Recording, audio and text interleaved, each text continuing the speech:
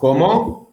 Es la semana del estudiante, ¿no? Claro, nosotros seguimos trabajando porque tenemos que tomar finales y un montón de otras cosas. Pero bueno, ustedes pueden aprovechar a descansar, ya que el primer año ya tienen finales. Es verdad. Bueno, o ponerse al día, como dice Sofía. También. No sé si se ve ahí. Sí, yo veo un PDF, ¿no? No, dice Sí, sí, sí. PowerPoint, pero tipo en PDF, Sí, perfecto. pero es tipo, Se bueno, ve, se ve, se díganme. ve. Ah, listo.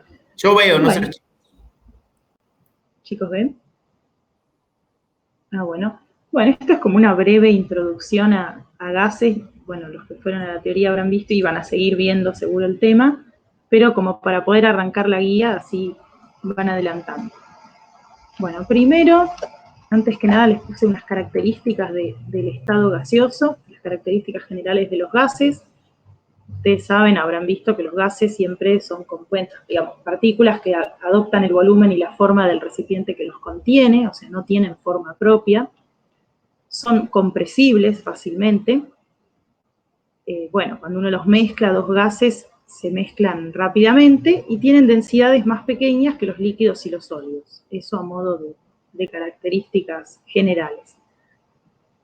Acá hay una tabla donde les indican celeste qué elementos son gaseosos a temperatura ambiente, por ejemplo el hidrógeno, el nitrógeno, el oxígeno, que bueno, son componentes nitrógeno y oxígeno, por ejemplo, del aire que respiramos, y después tienen, por ejemplo, los gases nobles del periodo 8 de la tabla, el flúor, el cloro, como para tener una idea de los gases existentes a temperatura ambiente.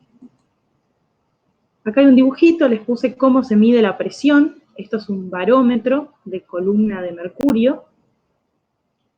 Les puse las unidades, ahora les voy a explicar mejor cómo funciona, las unidades que van a ver en la presión de los gases, que no sé si les mencionaron hoy en la teoría, la unidad de Pascal, la unidad de milímetros de mercurio, que van a ser de las que más utilicemos, cómo se convierten, y los pascales.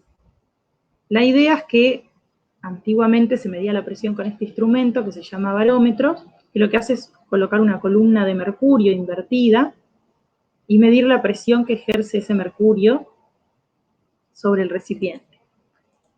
Acá está mejor explicado, digamos, está el dibujito, el tubo está al vacío por encima del mercurio, se mide la altura que tiene el tubo y sobre el mercurio, digamos, que está en el fondo, lo que está ejerciendo es la presión atmosférica. Entonces, la presión atmosférica que se considera la estándar es la que se requiere para soportar esa columna de 760 milímetros de mercurio. De ahí sale la unidad esta. Ahora, no sé si eso lo vieron hoy, alguien que haya ido. Sí, sí, la profesora nos contó un poco de esto. Claro, bien.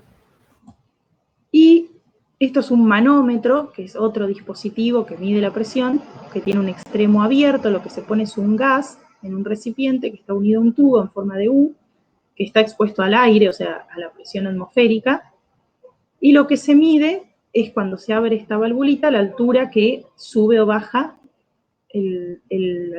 la altura, digamos, del tubito. O sea, cuánto sube o cuánto baja el mercurio, o si queda igual, o sea, se mide la diferencia entre estas dos ramas, se llama. Entonces lo que sirve es para medir la presión del gas en el recipiente. Por ejemplo, si la presión del gas es menor que la atmosférica, o sea, hay una presión más fuerte de este lado, entonces la presión del gas voy a tener que sumarle esta altura que subió el mercurio para tener la presión atmosférica. Y si al revés la presión del gas es mayor que la atmosférica, entonces la presión del gas va a ser esa presión atmosférica más la presión que ocasione la diferencia de alturas. Eso en cuanto a dispositivos. Ahora igual vamos a ver los primeros ejercicios de la guía que hablan de eso, de estos dos dispositivos de medida de presión. Y después una pequeña introducción a las leyes de los gases, que es de lo que más van a trabajar en la guía. Antes que nada, los gases los van a trabajar siempre midiendo variables como presión, volumen, temperatura y número de moles. Con esas 4 variables nos vamos a manejar. Entonces la idea es cómo se relacionan estas variables, digamos, entre sí. La primera de las leyes se llama ley de Boyle, que lo que hace es relacionar cómo cambia la presión de un gas si yo cambio el volumen y dejo fija la temperatura y el número de moles, o al revés, cómo cambia el volumen si yo cambio la presión, dejando siempre fijo la temperatura y el número de moles. O sea, uno no puede cambiar todo a la vez, porque si no, no sabría qué está pasando, pero si uno cambia una variable respecto a la otra, sí puede estudiar qué pasa. Entonces, cuando se estudió esto, o sea, cambiando la presión, qué pasaba con el volumen, lo que se encontró es que cuando uno deja la temperatura constante y el número de moles constante, el volumen es inversamente proporcional a la presión. O sea, si yo subo la presión, lo que estoy haciendo es bajar el volumen. Y si bajo la presión, lo que estoy haciendo es subir el volumen. ¿Qué es lo que se ve en este gráfico de la derecha? Que lo que ustedes ven es que cuando la presión baja, el volumen sube. Es lo que ven graficado acá. Después, otra ley importante es la ley de Charles, que lo que hace es relacionar la temperatura con el volumen. A ver, perdón. Un segundito.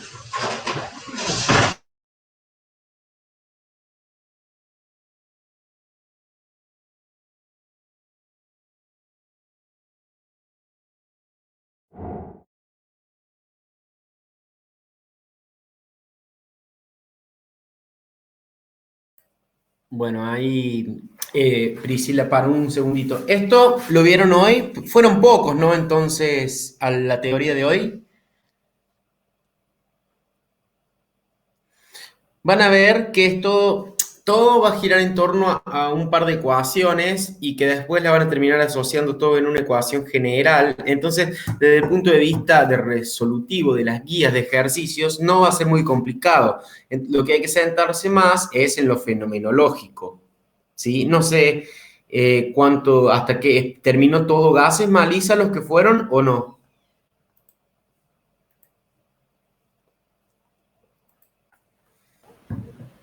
Creo que sí, pero Bien. terminó. O sea que el miércoles, ¿qué van a hacer? ¿No tienen clases teóricas? Ah, no, sí. Sí, tenemos.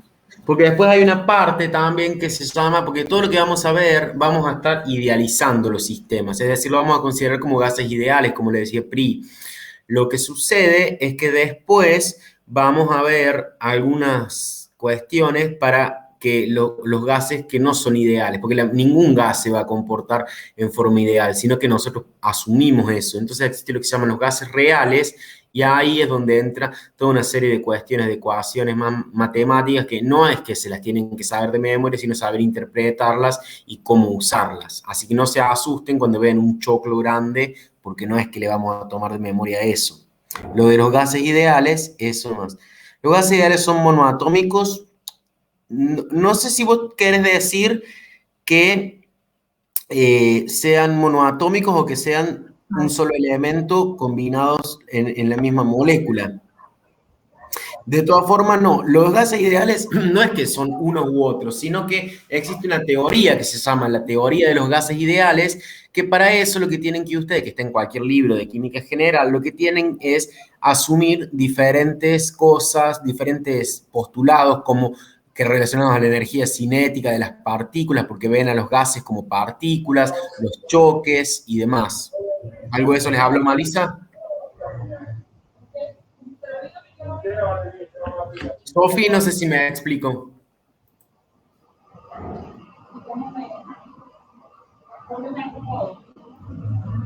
Buenísimo. Profe, este pago lo van a subir.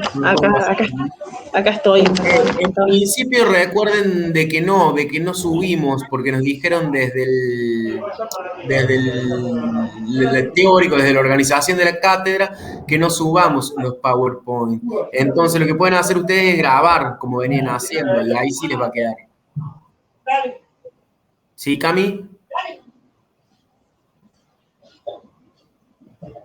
Ahí dice Mili que está grabado.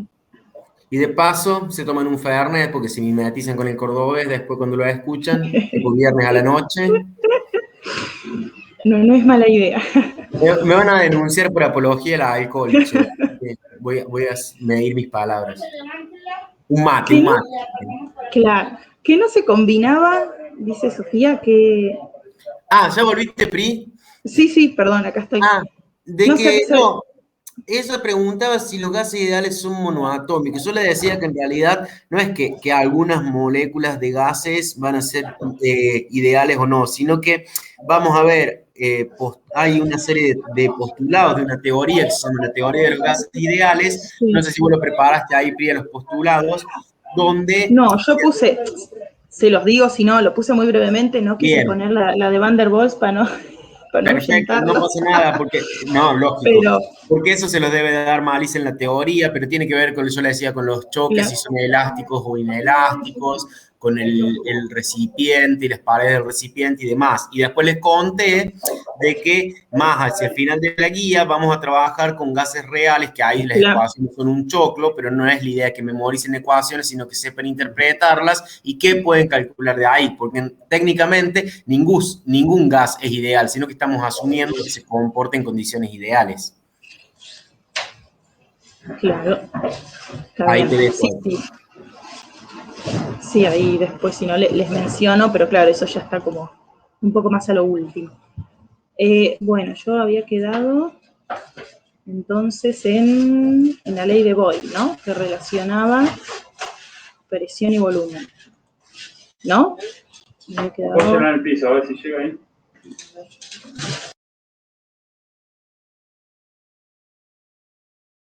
Chicos, alguien tiene el micrófono activado. Actívenlo solo para hablar porque si no entra mucho ruido. Ah, debe ser Pedicila que le deben haber ido a hacer un arreglo, pobre. Yo le estoy retando.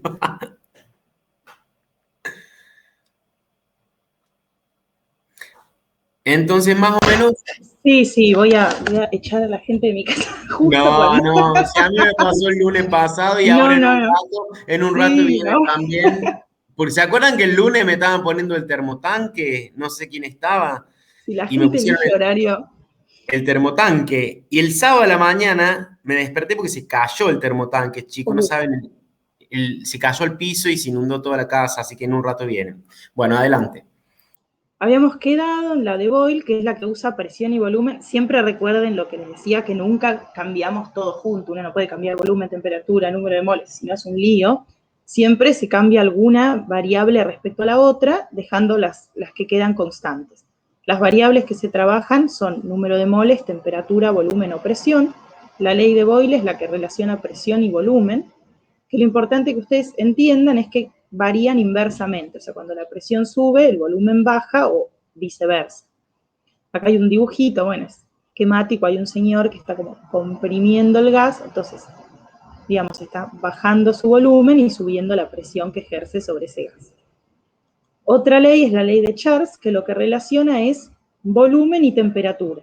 En este caso dejamos la presión constante y el número de moles constante. Lo que se observó es que cuando uno cambia el volumen, la temperatura cambia de modo proporcional. O sea, si yo subo el volumen de un gas, sube la temperatura, o si lo bajo, al revés. Que eso tiene que ver, digamos, cuando uno sube la temperatura, lo que estaría haciendo es como aumentar la energía cinética de las partículas de gas. Entonces van a estar como más, digamos, alborotadas, entonces va a subir como el volumen del recipiente, del gas, digamos, no del recipiente. Va a aumentar el volumen del gas porque las partículas se van a mover como más rápido. O al revés, si uno enfría, se van a mover menos y va a bajar el volumen. Es una manera como de razonarlo. Acá hay un gráfico que sea proporcional, quiere decir que si uno grafica el volumen versus la temperatura, debería de obtener una recta, en el caso de un gas que cumple esta ecuación. Y la última ley que relaciona estas variables es la de Gay-Lussac, que lo que relaciona es las variables que nos quedaban comparar, que es presión y temperatura. Que lo que se observa también es que también son proporcionales, al igual que la de Charles, o sea, si yo subo la presión, sube la temperatura, y si bajo la presión, baja la temperatura. Que son estos dibujitos que tienen como velitas que están como simbolizando la temperatura, digamos.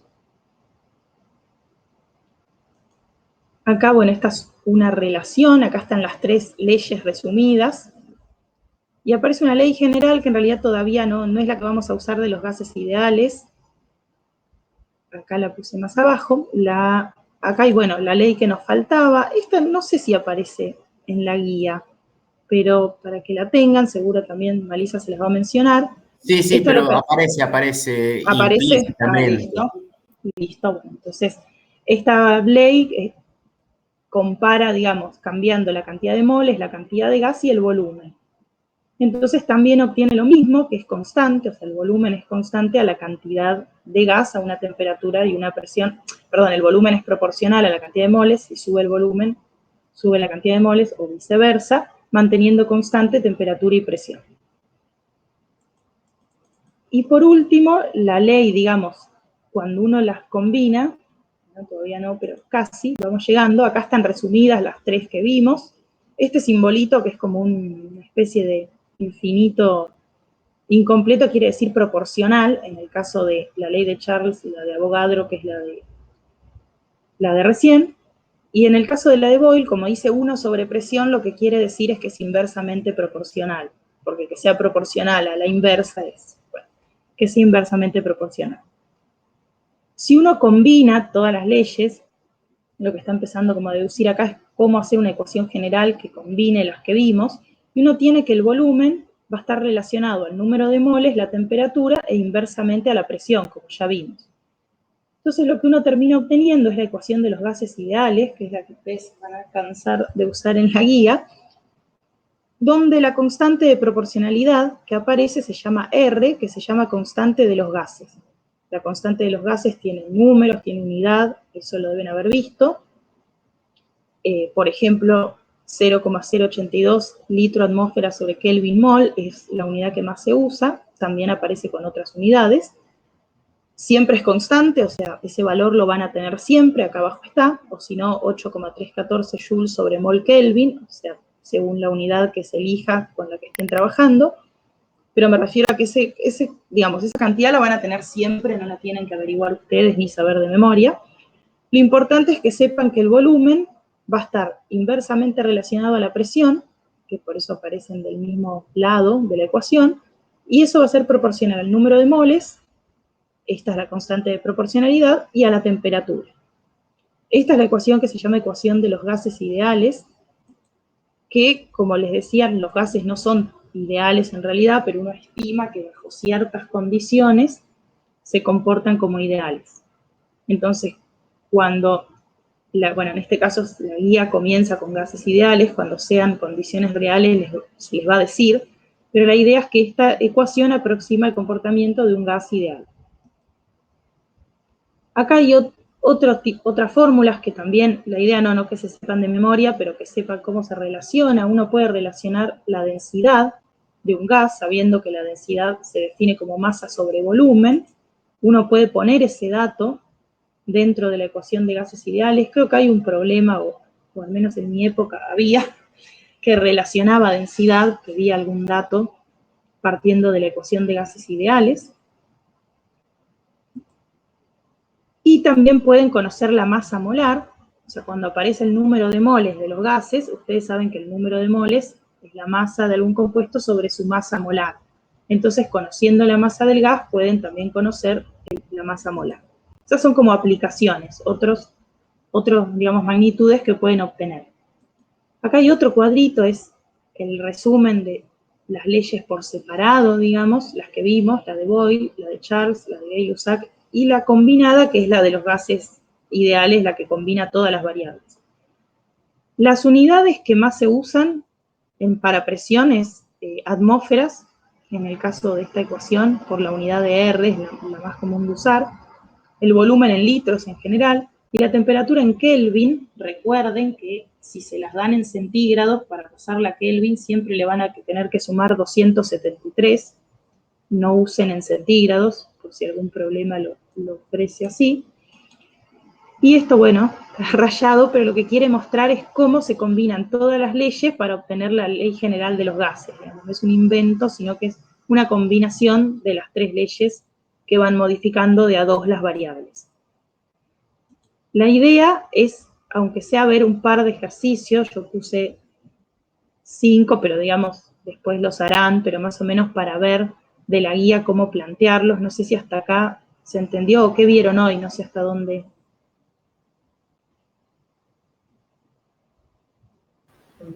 Sí, se entendió. Más o menos habíamos visto esto hoy. llegaron hasta acá.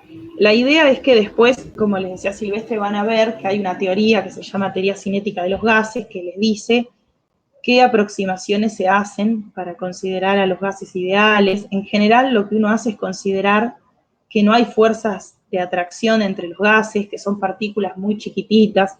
Eso no siempre es cierto.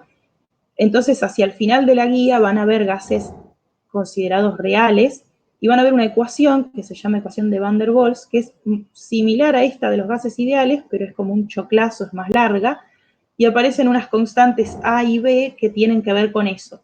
Una corrige, digamos, haber considerado que la partícula era chiquita, pone como los efectos del tamaño de verdad del gas, y la otra corrige lo que serían las interacciones, pero no se la tienen que saber de memoria, eso van a ver que el ejercicio les va a indicar.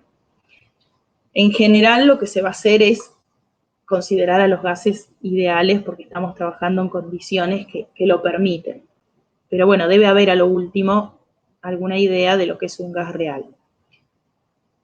El primer ejercicio es conceptual, o sea, lo que les pregunta es qué es un barómetro y qué es un manómetro, que es lo que les había mostrado al principio, que lo vieron hoy también, que uno, en el caso del barómetro, es la columna que habíamos visto, es un tubo que está cerrado arriba sobre un, digamos, sobre un recipiente, y lo que uno hace es ese peso de la columna, compensar el peso de la atmósfera, como dice acá, y medir la presión atmosférica. En general se usa mercurio, es el líquido que se usa en el tubo, y es lo que vieron, lo que vimos al principio, lo que vieron hoy.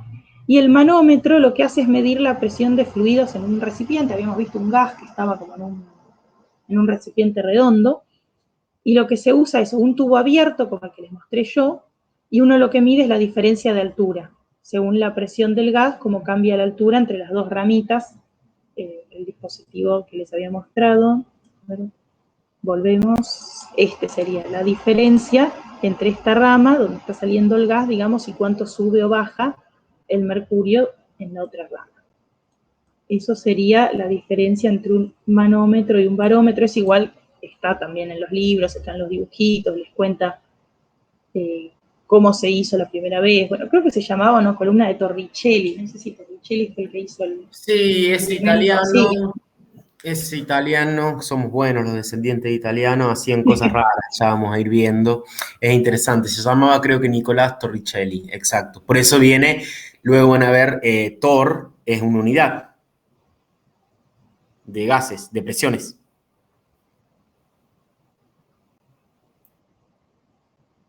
Claro, y viene de Torricelli, que fue este señor que hizo el barómetro. Después, No, miento, dije cualquier cosa, Evangelista se llamaba. bien, si yo el nombre, me acuerdo el apellido,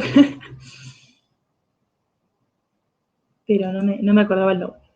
En el segundo, lo que les pregunta, siguiendo con las columnas de mercurio, les dice qué altura tiene que tener una columna para hacer una presión de, y les da 3 opciones: 0,980 atmósferas, 985 torr, y después dice una columna de agua de 14 metros de altura.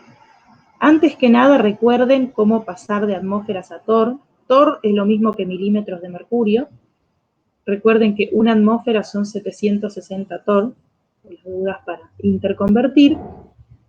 Y saben, o no sé si vieron hoy, que la presión se puede escribir como la altura por la gravedad por la densidad del líquido de la columna. Entonces, ustedes lo que tienen es, en el caso del mercurio, no les dice acá el ejercicio, pero la densidad es 13,6 gramos sobre centímetros cúbicos. Entonces, lo que tienen que hacer es, a ustedes les piden la altura que genera esa presión. Si ustedes van a trabajar, fíjense bien las unidades, porque, por ejemplo, si ustedes van a trabajar con las unidades del psi, digamos, la gravedad 9,8 metros sobre segundos cuadrados, tienen que pasar la densidad, como está escrito acá, a kilogramos sobre metro cúbico. La altura entonces la van a obtener en metros, y la presión entonces la tienen que poner en pascal, si trabajan con las unidades del sistema internacional. Siempre traten de digamos, considerar qué unidades están usando, que no se mezclen. En este caso sí, van a tener que usar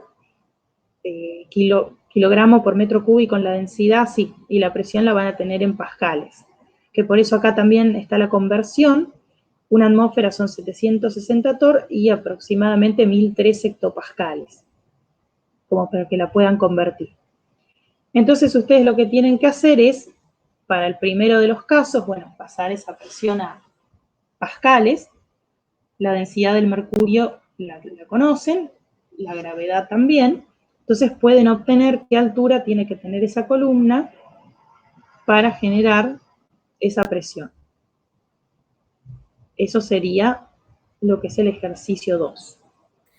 Van siguiendo, chicos, perdón, Pri, fíjense que lo Sí, primero, si bien tienen que hacer algún calculito y algún pasaje de unidades, tiene un fuerte tinte conceptual, ¿sí? Ya después, a medida que vayan avanzando en la guía, van a empezar a ver que hay una cuestión más numérica que incluso se torna, ¿no, Pri? Un poco hasta mecánica, porque sí, no hay sí. mucha vuelta que darle a los gases. Por eso yo decía que tienen suerte que hoy, justo antes del parcial, toque gases. Si hubiera tocado, no sé, buffer, se perdería una cosa importante, ¿no? O sea, no digo que no sea importante, porque es un tema más del programa analítico de la asignatura, pero es algo que si se atrasan un poquito, lo van a poder retomar el viernes cuando tengamos de vuelta a la clase. Bueno, en realidad el jueves también tienen clases, van a retomarlo. Y ni hablar que tienen una semana ahí de vacaciones, que algunos dijeron que se van a aburrir y van a estudiar. Se quedaron todos callados, era mentira esa. Claro, no, era para descansar. Seguí nomás, Pri. Perdón, de interrupción. Después, no hay drama. Después en el tercero es similar, o sea, ustedes nuevamente les mencionan un recipiente con un gas y les dice que es un manómetro de rama abierta, que es el esquema que habíamos visto hace un rato, les da la presión atmosférica y le pregunta qué presión va a tener el gas, el que esté en el recipiente, y nuevamente les dan 3 situaciones diferentes. Les dice, por ejemplo, en el caso A, el nivel del mercurio del lado del gas es como más bajito, 15 milímetros menos al nivel del extremo abierto. Acá está el esquemita dibujado. Entonces la idea es que ponen en el primer caso, les dice que es más bajo del lado del gas. Entonces, la idea es que ustedes, bueno, les dice que es en 15 milímetros de más bajo. Entonces, para los casos donde era más bajo del lado del gas, habíamos visto que a la presión del gas teníamos que sumarle esa variación, o sea, a la presión, perdón, atmosférica había que sumarle esa variación de altura. Cuando dice represente gráficamente, sería como hacer el dibujito en los 3 casos de cómo se vería, digamos, la cuestión. En el caso B dice ambos niveles son iguales, o sea, estarían igualados digamos, el gas y el mercurio. Entonces ahí la presión atmosférica es igual a la del gas, porque no hay una diferencia de alturas. En el caso C les dice al revés, el mercurio del lado del gas está más alto que en el extremo abierto, entonces uno lo que tiene que hacer es a la presión atmosférica restarle esa presión. Y en el último lo que les pregunta es por qué se utiliza mercurio como líquido manométrico en lugar de agua. Ahí la idea, digamos, esto está relacionado a la densidad que tiene, el mercurio es mucho más denso, 13 veces y media y un poco más denso que el agua. Entonces, si uno usara agua, tendría que tener columnas que fueran 13 veces más altas, o sea, sería bastante engorroso. Esa es la idea de por qué usar mercurio, porque necesita mucha menos altura que si usara agua. No sé si eso se entiende. Algo se acuerdan, perdón, no sé si vos justo estabas, Pri, ¿se acuerdan que alguna vez hablamos de las diferencias que había diferencia, por ejemplo, en propiedades de adhesión superficial, de capilaridad? Sí, sí, sí. Bien, y también hay una diferencia muy grande de densidad, ¿sí? Entonces está relacionado con eso que dice Pri. ¿Se acuerdan, chicos?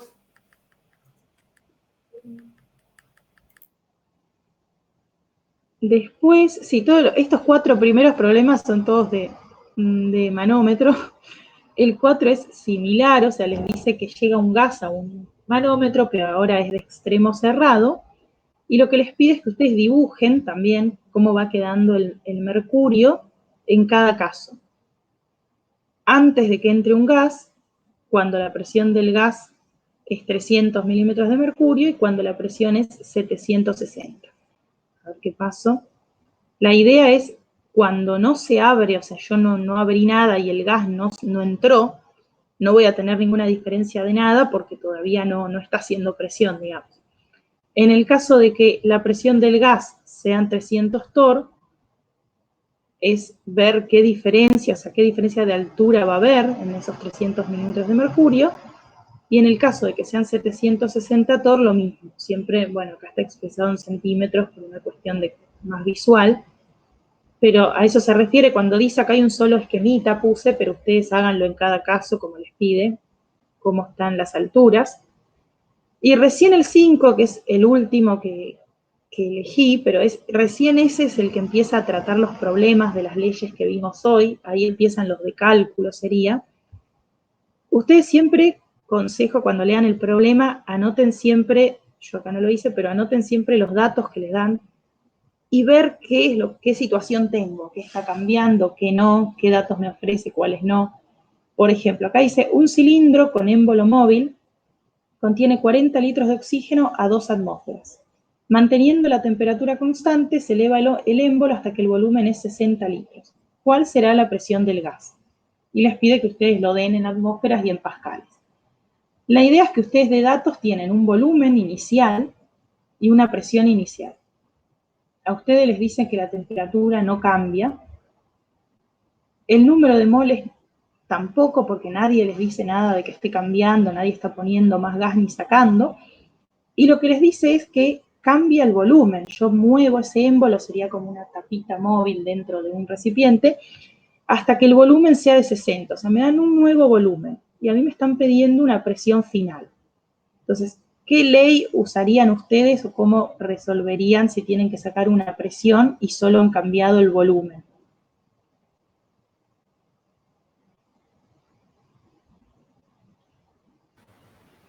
La de Boyle.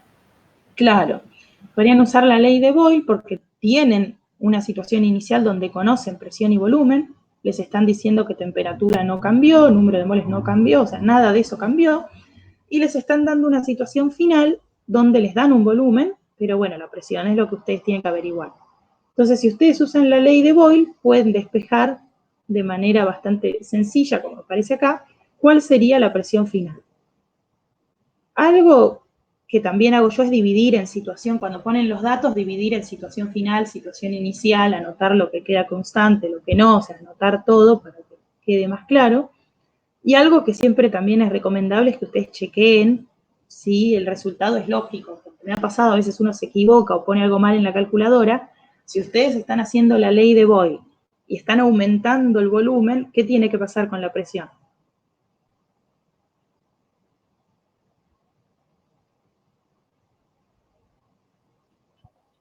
Claro, tiene que disminuir. Entonces, si por alguna de esas casualidades uno pone un número mal en la calculadora, si a ustedes les hubiera dado, no sé, 7,5 atmósferas, tienen que poder decir, uy, hice algo mal, porque si el volumen está subiendo, la presión tiene que bajar. Entonces, estar atento también a eso, que el resultado sea lógico. Acá nos da 1,33, bajó, es bastante lógico. Como me lo piden en pascales también, bueno, uno hace la conversión, pero digamos, lo importante es que siempre se organicen, o sea, yo lo que hacía era, como les digo, poner situación inicial, situación final, variables que están constantes, cuáles cambian, anotar todo, cosa de poder ver qué ecuación me convenía usar, en qué situación estaba, y siempre analizar si el resultado que obtienen es lógico o no con lo que uno está esperando. Y bueno, hasta ahí llegamos. Después, bueno, tienen muchos más donde van viendo las otras leyes. Sí, es una guía bastante larga esta. Mientras Pri explicaba, le estaba repasando un poquito y Sí, no es sé si larga. tengo algo para explicar, Pri. De los problemas que siguen, tienen, como les digo, todo ley de Boyle, ley de Por eso, Chat, porque ley de podríamos Lusac. proponerle que se tomen unos 15 minutos y hagan 2 problemitas, tipo que lo resuelvan ellos Sí, y después los sí, sí, corregimos. Y de paso, bárbaro. lo que por ahí se lo dejamos un poco en el aire los dos, porque le dijimos que lo iban a ver en la teoría, pero le aclaramos algunas de las condiciones de los postulados del gas ideal. Uno es que las moléculas se consideran partículas puntuales, es decir, como si fueran puntitos, por lo tanto no ocupan espacio, es decir, no tienen volumen. Otro es que no hay fuerzas, como algo le dijo Pri, que no hay fuerza de atracción o de repulsión entre esas partículas, como si fueran cargas, por ejemplo, no ocurre eso, y se mueven individualmente y azarosamente, es decir, al azar en todas las direcciones que pueden dentro del recipiente que los contiene.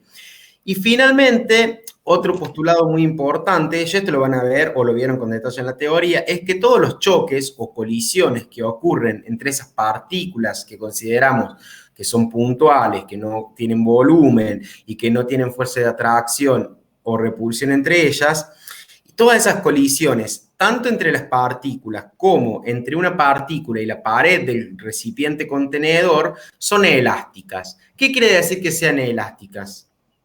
Que no hay disipación de la energía. Fíjense que son todas presunciones que hacemos, por eso decimos que es un gas ideal, o sea, eso no ocurre, ¿sí? ¿Se entiende a dónde vamos con lo del gas ideal?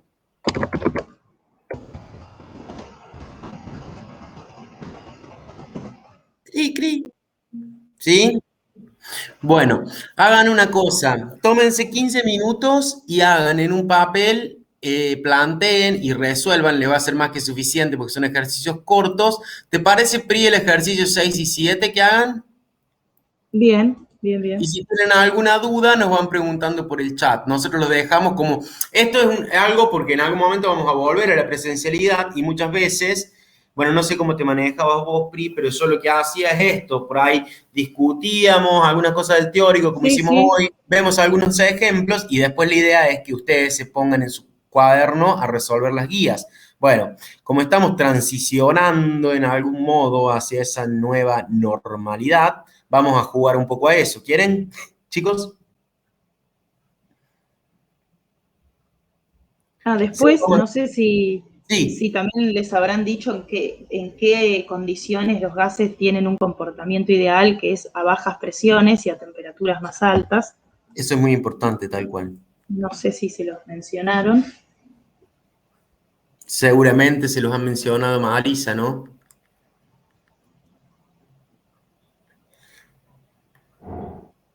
¿Qué cosa dicen, Donela? Las condiciones que habría que, las condiciones tanto de presión y temperatura que debería existir para que el gas se comporte en forma ideal, que tienen que ser presiones bajas y temperaturas altas, ¿sí? Bueno, hacemos así. Nosotros nos quedamos por acá merodeando como si fuera el aula y ustedes se ponen a plantear y a resolver el ejercicio 6 y 7 y tipo 5 y un poquito, lo revisamos. ¿Quieren? Dale, dale. Estamos por acá, ¿eh?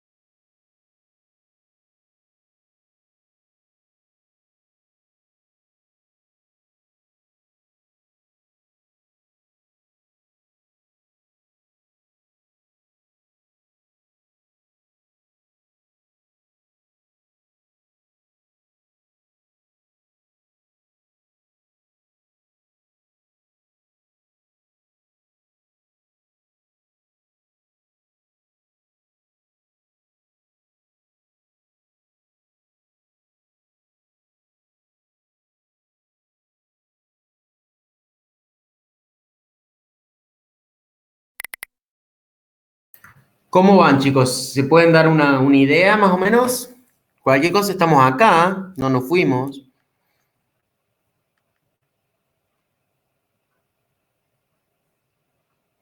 Hagan eso que dijo Priscila, que siempre les recomendamos. Lean el ejercicio concienzudamente y lo que hacen es organizar los datos, ver si tienen que hacer cambios de unidades, entender el fenómeno, qué asunciones o presunciones tienen que tomar y de ahí, fíjense lo que tienen que calcular y usar los datos correctamente para obtenerlo en las unidades que lo necesiten, ¿sí? Por ahí el 6 es bastante más, los dos son sencillos, pero el 7 por ahí tiene una vueltita que darle. ¿Van bien?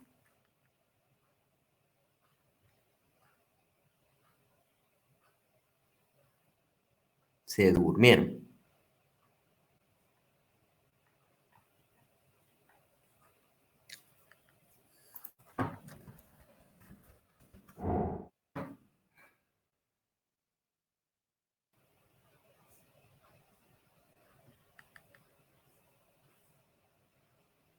Chicos, ¿me escuchan?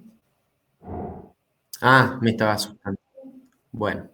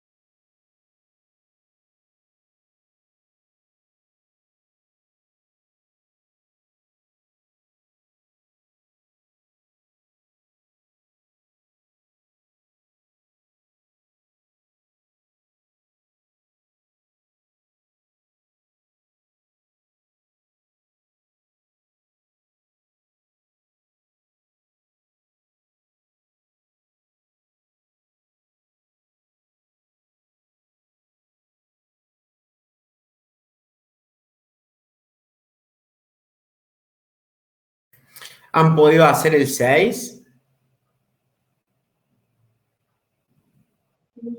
Bien. ¿En el resto? ¿Contestó uno solo del resto? ¿O plantearlo?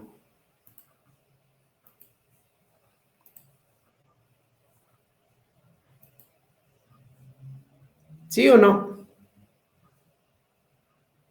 No pasa nada si no pudieron, nadie les va a retar. Pero digan no para tener una idea. Sí, sí, lo pude plantear. Bueno, ahí los controlamos, Antonella. Eh, y el 7 es un poquito más complicado, pero queremos ver si se dan una idea de cómo pueden llegar a plantearlo o no.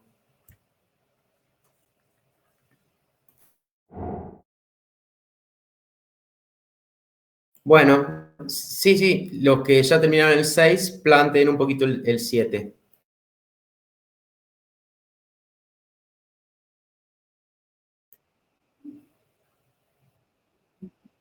Ah, lo de la ley de Gay-Lussac. Sí, es con la ley de Gay-Lussac.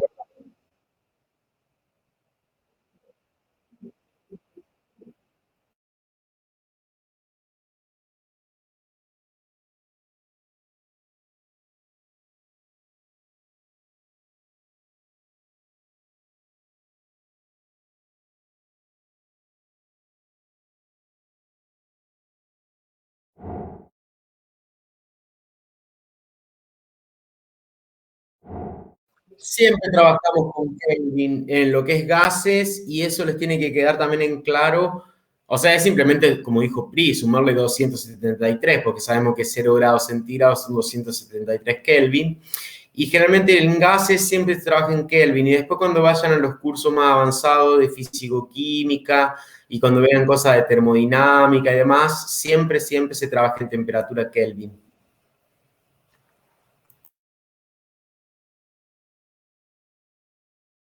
Además, ahí es cuando asumimos también las unidades de las constantes, ¿sí? Recuerden que el R puede tener distintas unidades. Si usamos atmósfera por litro sobre mol Kelvin, ahí ya nos está dando el indicio en qué unidades tiene que estar la presión, el volumen y la temperatura. Bueno, y los moles van a estar en moles. Porque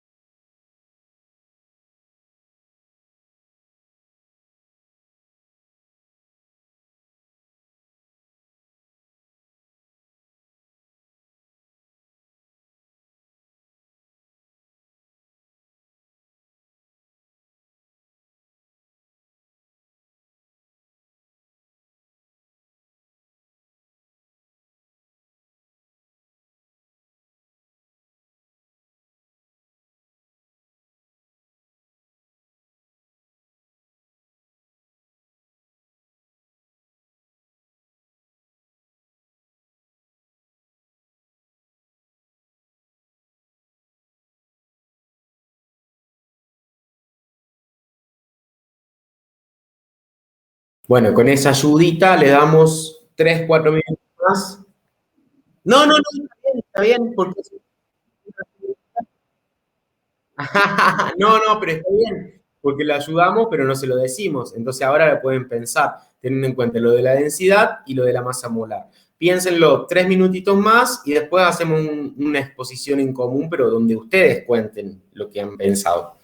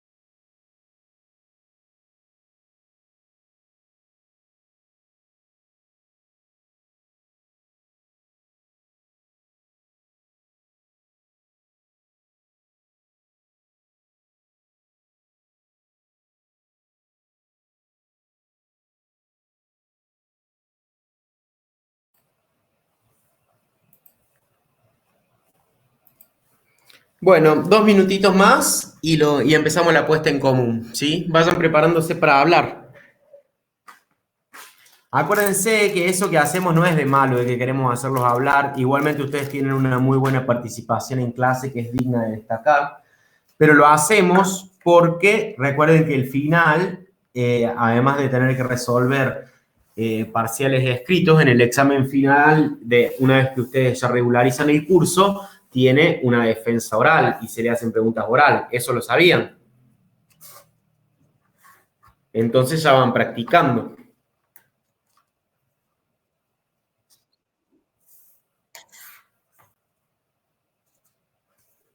No se enojen.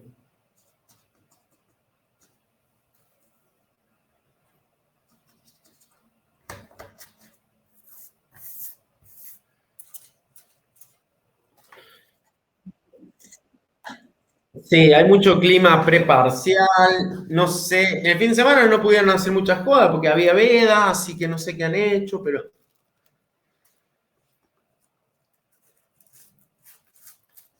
estamos todos como cansados, arrancamos el lunes cansados. Necesitamos el Osvaldo. Bueno, los chicos no, deben haber sido muy chicos y no deben saber de esa propaganda. Nos delata la edad. O algunos saben, a mí me gusta ver publicidades, a lo mejor se ponen a ver publicidades viejas. Bueno, vamos a poner en común los ejercicios. ¿Quién quiere arrancar contándonos, leyendo y diciéndonos paso a paso? No hace falta que lo hagamos en pantalla, pero diciéndonos paso a paso qué hizo en el ejercicio 6. La persona que arranque se lleva un punto más para el parcial. ¡Ay, Belén conoce la propaganda! Muy bien. No, mentira, lo del punto más, después venís Sandra y me va a decir, ¿qué andas prometiendo?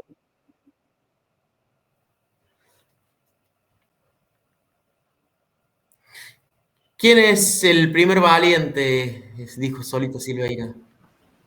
Bueno, yo, Yo, ¿quién es yo? Valentina. Bien ahí, Valentina. Valentina.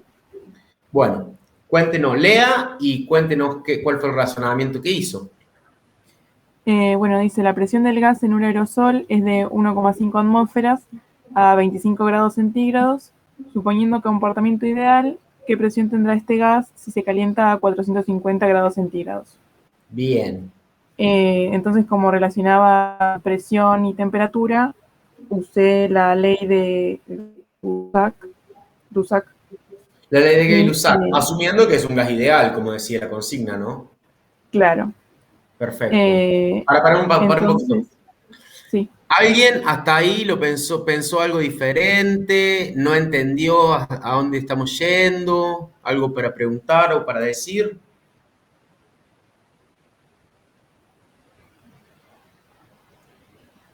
Si nadie tiene nada para acotar, continúa Valentina. Bueno.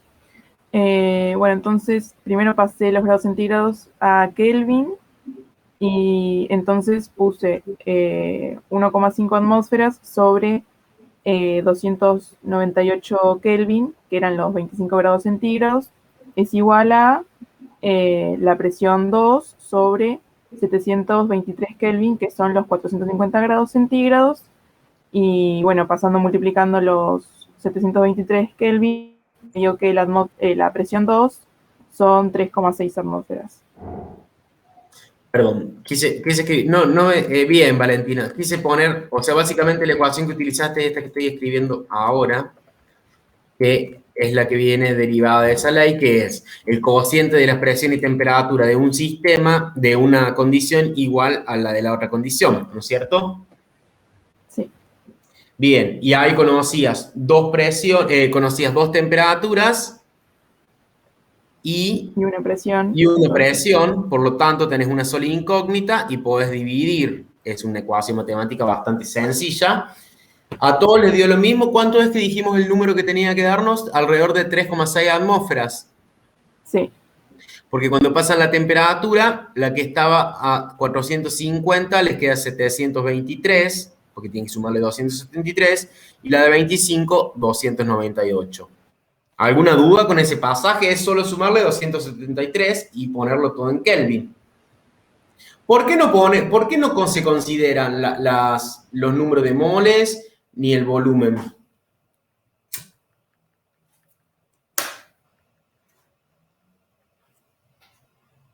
¿Qué decía la ley de Gay-Lussac?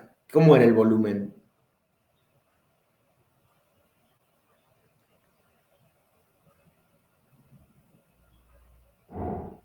Constante, exacto. Entonces, como el volumen es el mismo, lo puedo sacar de ambos términos de la ecuación.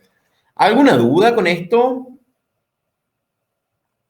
Son ejercicios muy sencillos, incluso pueden agarrar y graficar. El viernes vamos a ver bien de vuelta los gráficos que representan cada uno de estos para introducirnos un poquito más en lo que son las gráficas.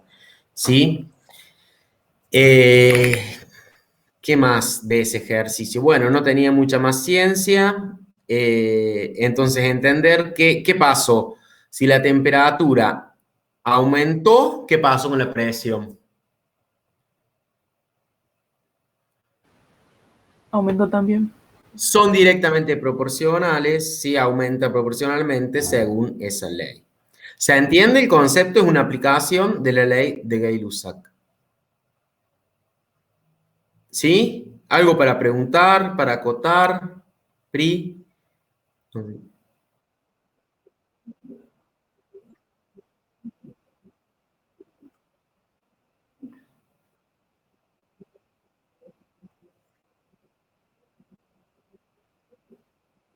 Claro, es como una especie de autoevaluación que pueden hacer. Exacto. Claro. En el parcial no les damos la respuesta. Eso. ¿Sí?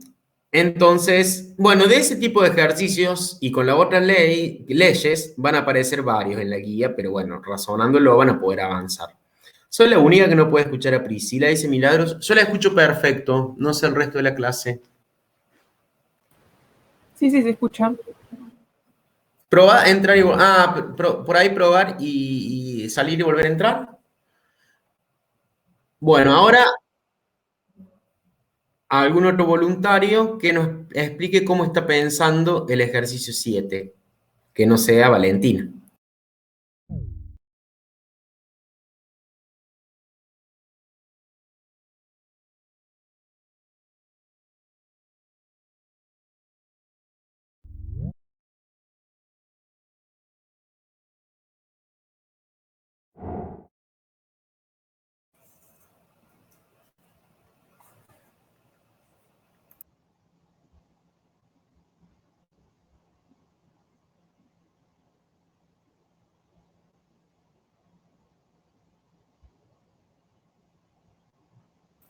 Vamos, alguno tiene que ofrecerse, che. No se hagan los tímidos, que ya nos conocemos todos hace más de un mes.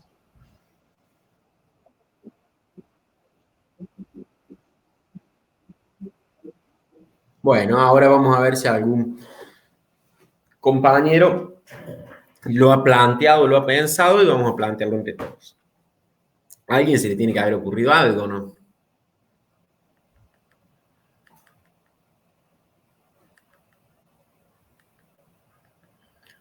Para.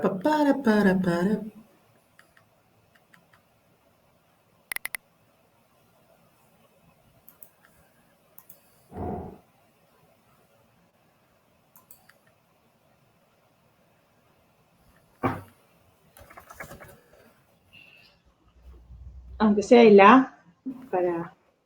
Para empezar, para romper el hielo. Ay. A ver, bueno, no, dale, Cris, dale vos. En el chat pusieron que para el A, que si el volumen fuese igual en todos, va a tener mayor densidad el que mayor masa molar tenga. A ver qué decía la guía. La guía lo que decía es cuál tiene mayor densidad en condiciones estándar. Sí. Después tienen que acordarse que ya algo les anticipamos cuáles eran las condiciones estándar y cuáles eran las condiciones normales, ya la vamos a volver a repasar, pero como aquí no tienen que hacer cálculos, no pasa nada, porque no necesitan meter nada. Prueben pueden probar lo que dice, la conclusión que sacó ahí la compañera es cierta, ¿verdad? ¿No, Pri? Sí, sí. Ahora tenemos que ver cómo llegamos a eso.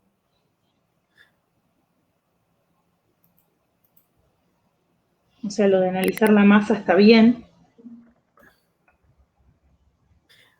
¿Se entiende lo que dice Antonella?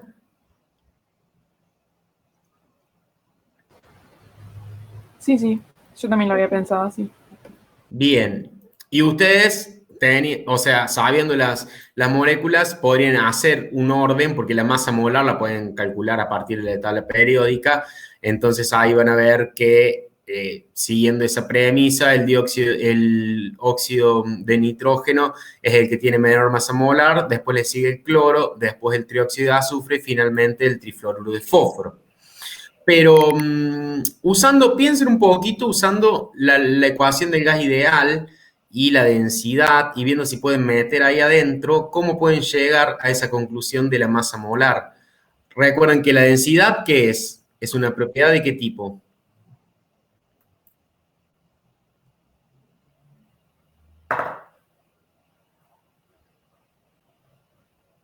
¿Qué tipo de propiedad es la densidad? ¿Depende de la masa o no depende de la masa? En realidad depende de la masa, pero ¿qué pasa? Eso lo tienen que saber, eso puede entrar en el primer parcial tranquilamente. ¿Es extensiva, intensiva?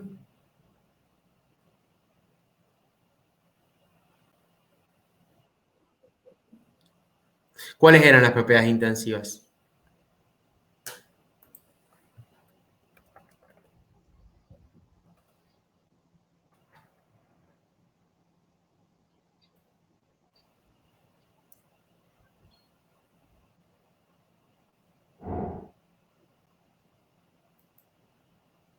¿Chicos?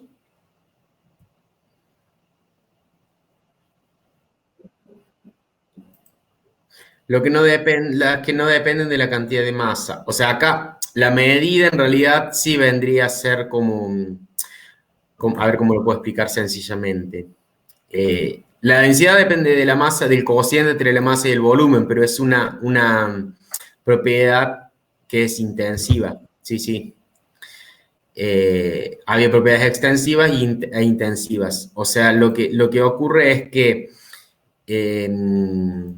la densidad es una propiedad intensiva de la materia, pero su medida no vendría a ser intensiva, ¿no? Vendría a ser algo así, ¿no es cierto? Porque sale del cociente de dos magnitudes que son extensivas, como son la masa y el volumen. ¿Es así, Pri? Sí. Perfecto. Y la densidad es masa sobre volumen. Eso lo pueden tener en cuenta para poner en la ecuación. O sea, pueden reemplazar en la ecuación de los gases o no. ¿Y la masa molar qué es?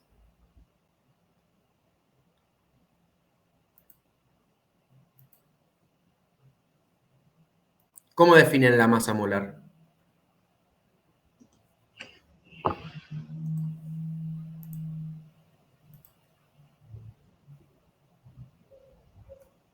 ¿Cómo calculábamos la masa molar? Eso ya lo vimos.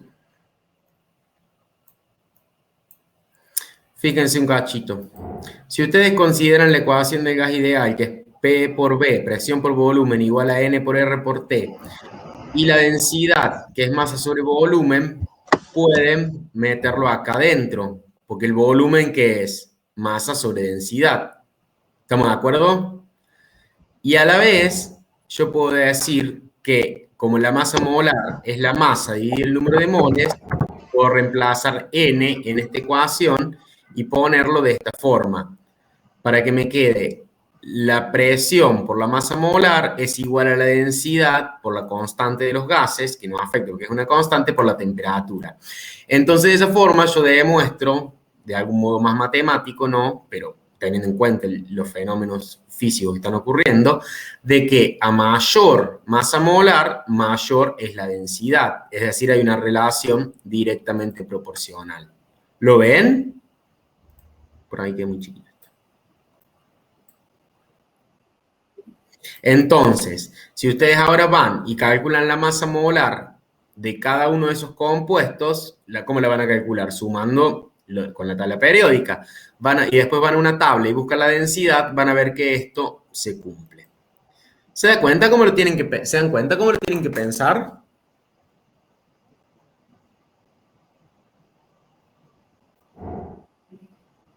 ¿Alguien quiere preguntar algo? No lo entiendo, dice. A ver, ¿qué parte? Coméntanos, Anto.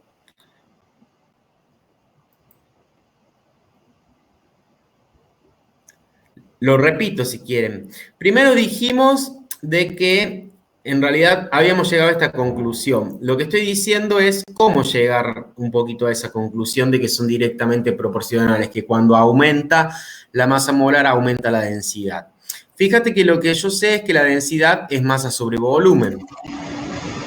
Por tanto,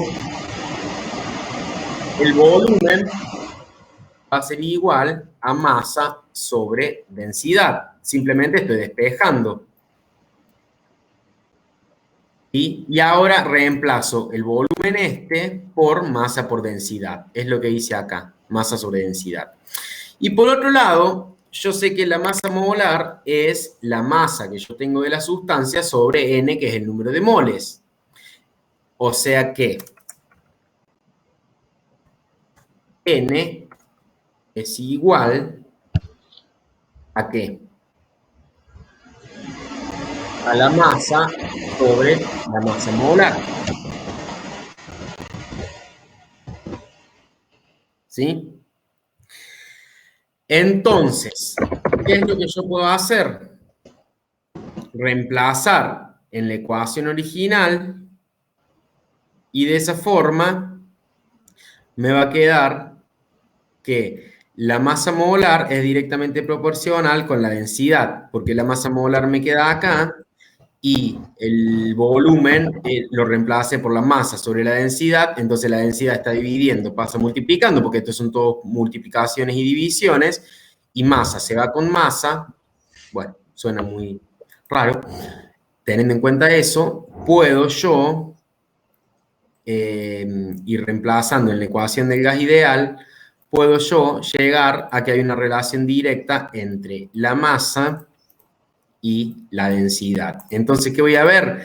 Que si aumenta la masa molar, la densidad del gas tiene que ser mayor. ¿Ahí queda un poquito más claro, Anto? Ah, buenísimo. El resto, ¿se entendió? Lo hicimos ahí medio en el aire, pero bueno, lo hicimos. Eso es como lo tendrían que haber pensado ustedes, ¿sí? O sea, si bien sacaron la conclusión, por ahí lo que estamos haciendo es fundamentarlo un poquito más con ecuaciones. ¿Queda claro? Sí, no, más o menos. Sí, sí. Sí. ¿Pri? No, yo sé que te queda claro. No sé. No, sí. No, nada. Bueno. Para acotar eso mismo. Yo creo que con esto ya tienen un pantallazo general de gases y seguimos el viernes con gases. Y ahora procedemos a la consulta. ¿Estamos de acuerdo?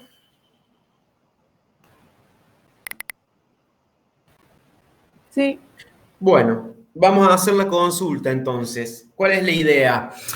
Que para que no sea nos mareemos, que muchas veces sabe pasar en las consultas, vamos a empezar por un orden un poquito más cronológico según las guías. Recuerden que en el parcial entran las primeros 5 guías, así que vamos a empezar por si tienen duda de nomenclaturas y seguimos por los otros temas. Pero bueno, es un poco a demanda de ustedes. No vamos a hacer una presentación ni nada, sino que ustedes nos van preguntando y nosotros vamos tratando de evacuar las dudas en vista al examen integrador del miércoles.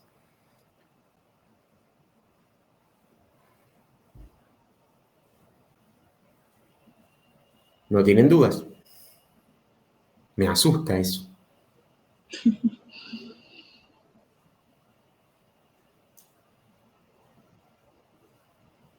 Vayan viendo si tienen dudas de la primera unidad y si no hay de la primera unidad, podemos empezar a ver de la segunda unidad. Yo voy a buscar algo y vuelvo. Pero vamos a ir haciendo ese orden. ¿Les parece?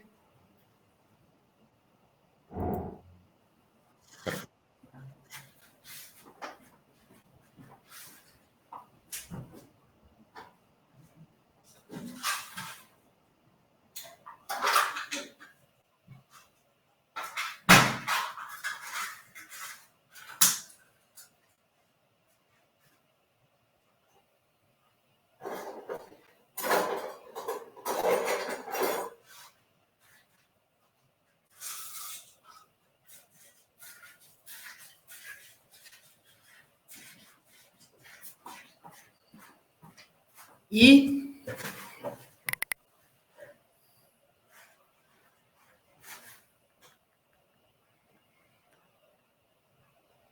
¿no hay dudas? En serio que me asusta, ¿no?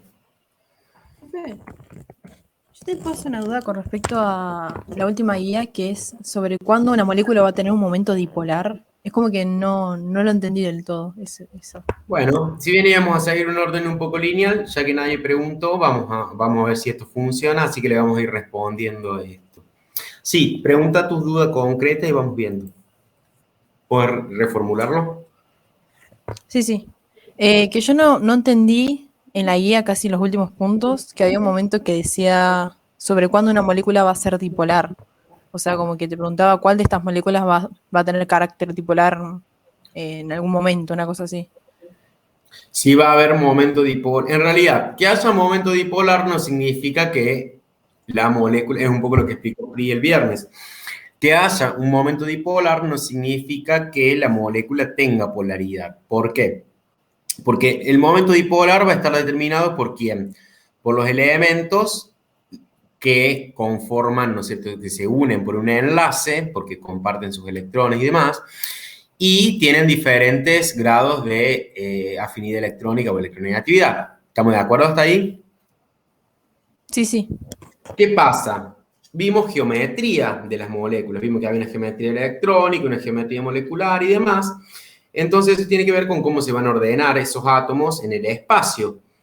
Y puede ocurrir que la molécula tenga, todos esos enlaces tengan un momento dipolar, pero que por la geometría que tiene esa molécula, como en el caso del tetrafluoruro de carbono, ¿sí?, se anule, o el caso del dióxido de carbono, que es una molécula lineal, pero tengo el momento dipolar entre el carbono y el oxígeno, como tengo dos oxígenos, uno de cada lado del carbono central, lo que va a pasar es que tienen la misma dirección y sentido contrario, por lo tanto es una suma vectorial, porque son vectores, los momentos dipolares, y se anulan. Entonces la polaridad de la molécula termina siendo nula.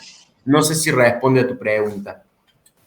Sí, básicamente es cuando, por ejemplo, son lineal, cuando la geometría es lineal y, por ejemplo, tienen dos polos, por ejemplo, las dos vectores apuntando ponerle al dióxido de carbono, sería el carbono, una cosa así, los oxígenos.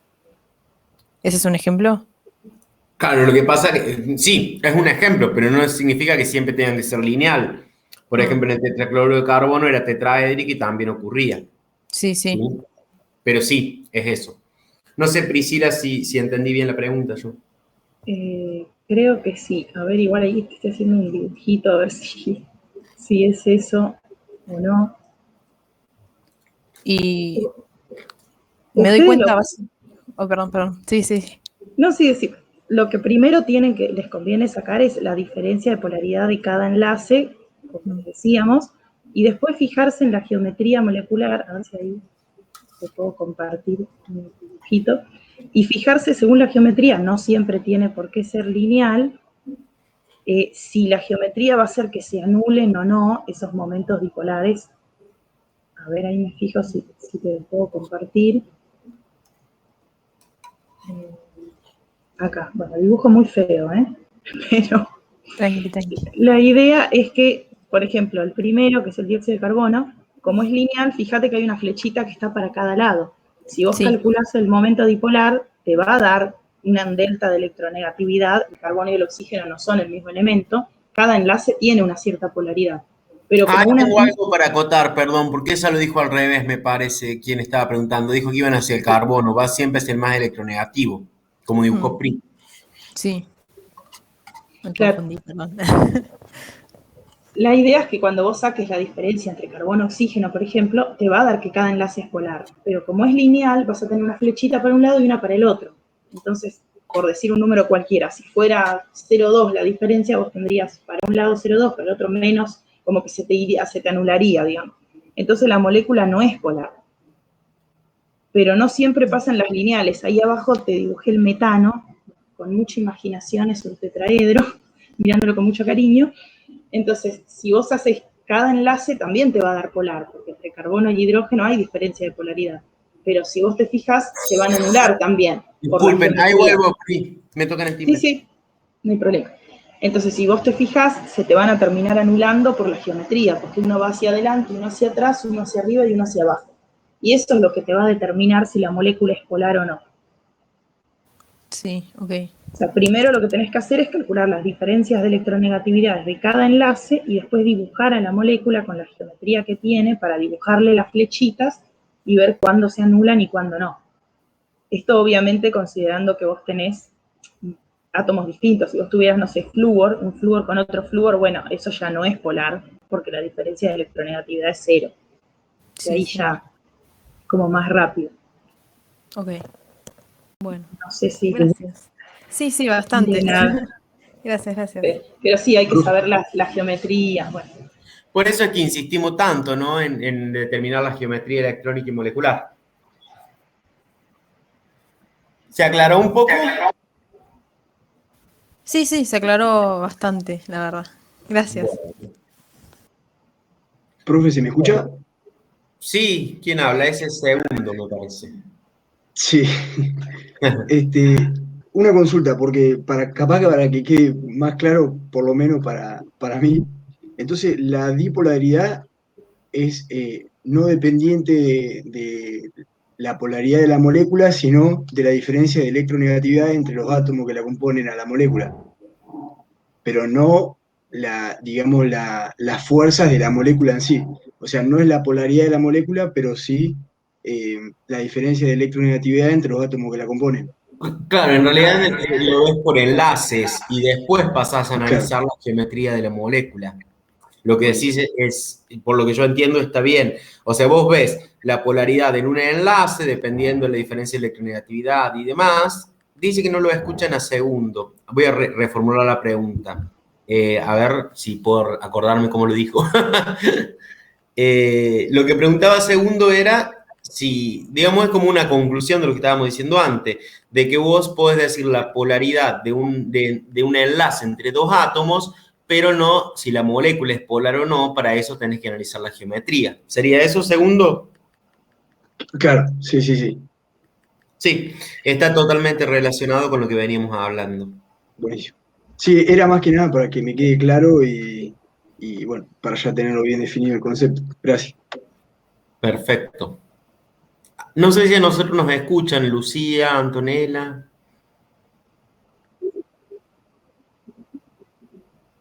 Claro, pero algunos antes no escuchaban a Sí, Priscila. igual yo estoy entrando y saliendo todo el tiempo, Ah, porque a veces no la escucho a Priscila, a veces no te escucho a vos, así que estoy entrando y qué saliendo todo el raro. tiempo. Bueno, vamos a ver y si tenemos mucho problema vamos a tener que terminar cambiándonos de plataforma. Yo, a mí capaz que me escuchan porque grito mucho. Bueno, más preguntas. Vamos que estamos de oferta hoy.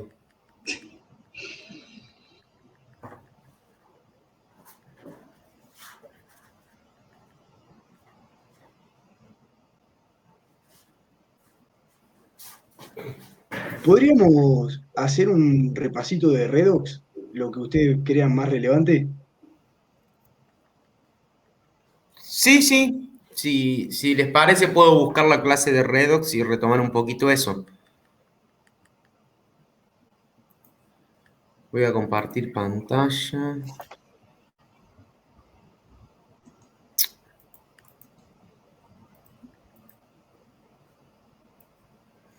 A ver.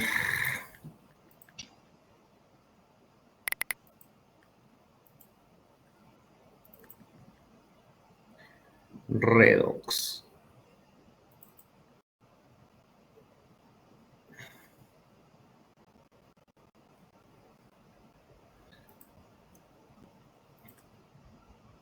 ¿Ven?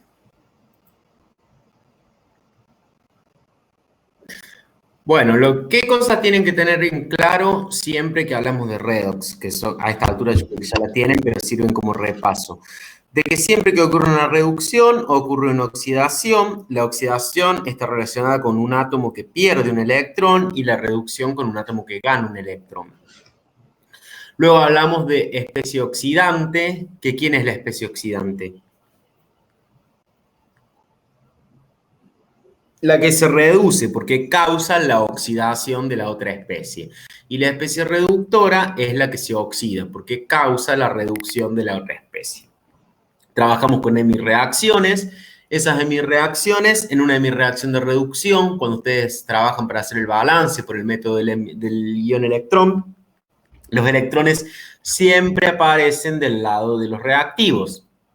Mientras que en una oxidación siempre aparecen del lado de los productos. Como pueden ver acá, donde el cobre 2 se reduce a cobre metálico, cobre 0 en estado elemental, por haber ganado 2 electrones y provoca la oxidación, es decir, es el agente oxidante, porque el magnesio es quien se reduce, ¿sí?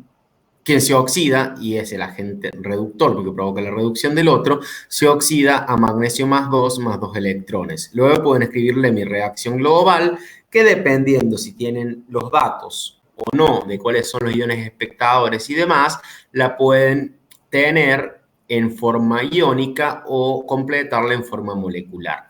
Los electrones tienen que cancelarse siempre, porque, digamos, el mismo número de electrones que se pierden es lo que se ganan en la otra especie, y tienen que quedarle siempre un balance de masas y de cargas, tanto en los electrones, en las hemirreacciones como en la reacción global. ¿Qué vemos? Que el número de oxidación, por eso es que necesitaban conocer lo que era el número de oxidación, e hicimos tanto hincapié en la primera clase, en una oxidación justamente aumenta, puede aumentar de un número negativo a uno positivo, puede aumentar a 0 o de 0 a 1 positivo o lo que sea. Imagínense la recta numérica que les daba la profesora de matemática en el colegio secundario. Y en la reducción se disminuye el número de oxidación porque está ganando electrones. Si gana electrones, tienen un carácter más negativo, el número de oxidación decrece o disminuye. Bueno, tenían que asignar correctamente, para eso saber asignar correctamente el estado de oxidación de los elementos, ya sea que esté formando parte de un compuesto o de un ion, para lo cual necesitan la tabla periódica, y tener en cuenta que quiénes eran las especies que se podían disociar, que eran ácidos, que se disocian en protón y en un anión. Por ejemplo, ¿qué ácido es este?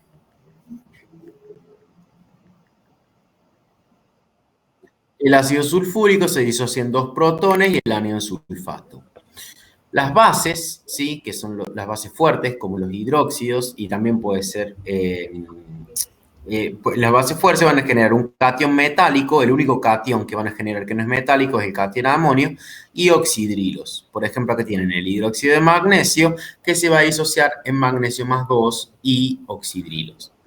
Y las sales también se disocian, obviamente en los cationes y en los aniones. Los cationes provienen del metal y son siempre monoatómicos, excepto el amonio, mientras que los aniones tienen, pueden tener oxígeno o no, y pueden tener distintos elementos con número de oxidación, incluso el número de oxidación bastante altos. Ejemplo, la disociación del dicromato de potasio en el catión potasio, 2 cationes potasio y el anión dicromato. De vuelta, tienen que tener el balance de masa y el balance de carga correctamente hecho. ¿Eso cómo lo van a hacer? ¿Por qué o en qué se basa? En que los átomos no lo van a crear ni destruir, entonces el balance de la materia tiene que cumplirse tanto del lado de los reactivos como de los productos. Lo mismo con las cargas, porque tampoco pueden crearse y destruirse. ¿Cómo voy a proceder al balance de cargas? Y voy a hacer uso de los electrones, ¿sí? Porque estoy ganando y perdiendo electrones. Pero vamos a ver que vamos a necesitar también otras cosas. En este caso, acá había una reacción redox donde está balanceada, que la podrían balancear al tanteo, pero lo que ustedes tienen que ser capaces es de ver quién se está oxidando y quién se está reduciendo. ¿Sí? Para balancear, ¿sí? Siempre vamos a estar trabajando en soluciones acuosas. ¿Y qué necesitamos saber? El medio, si es ácido o si es básico. ¿Por qué?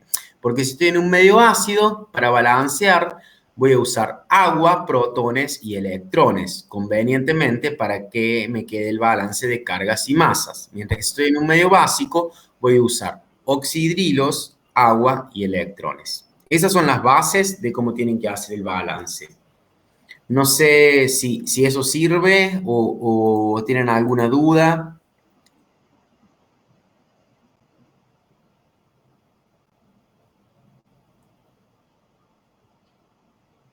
Yo creo que eso les había quedado bastante claro, es un repaso, ¿no?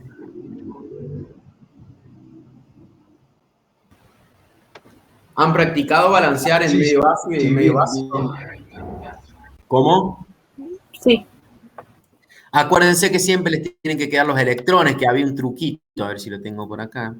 Por ejemplo, que veíamos en este caso, que cuando me quedaban 8 electrones y acá 2, ¿qué tenía que hacer?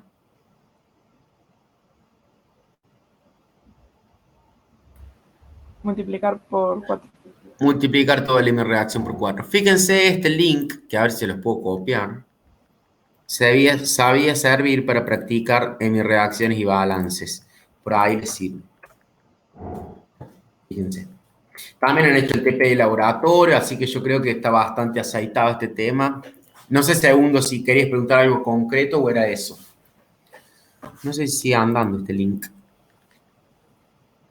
No, no, perfecto. Ah, Dice tenemos error. terribles noticias. Esta página no puede funcionar. Ah, pero a ver, si le pones en inglés, capaz que sí.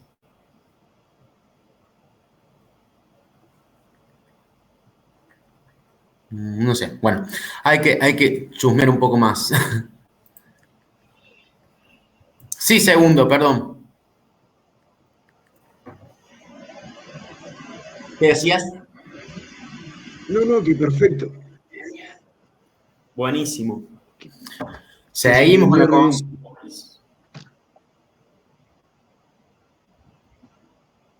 ¿Todos han resuelto más o menos, aunque sea una vez, todas las guías que entran en el parcial? ¿O están en eso? Sí. ¿Me escuchan Bueno, ahora? Sí, sí, sí, sí, sí. sí. Ah, porque hoy estuve hablando y no hablaba sola. Suele pasar. Bueno, terminando la última, pero bien, o sea, están bien encaminados. A mí me pasa que yo hice los ejercicios de las guías, de los seminarios, y es Te como que quedas un ahora los ratito, veo. Pri, porque me está golpeando la puerta otra persona. Dale. Sí, alguien estaba hablando. Sí, yo que, o sea, hice los ejercicios de los seminarios y ahora como que los vuelvo a ver y digo, ¿cómo le hice? Y es como Pasa. que, Pasa. no, Sí, siempre que no sé, yo, no sé bueno, si soy son muy, medio. desde ayer que me pasa que los miro y no, digo, pero si lo hice, es como que me empezaron a agarrar nervios. Sí, puede ser los nervios. Sí, por eso siempre hay que anotar todo lo que uno hace. Yo soy medio desprolija, pero conviene anotar todo porque después decís, ¿qué hice acá? ¿Por qué puse esto?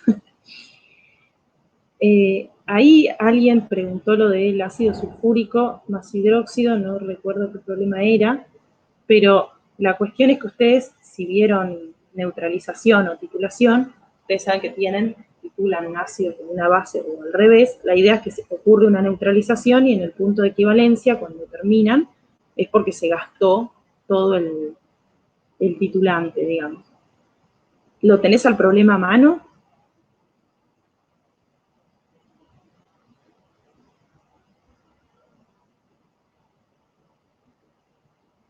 María, te preguntó.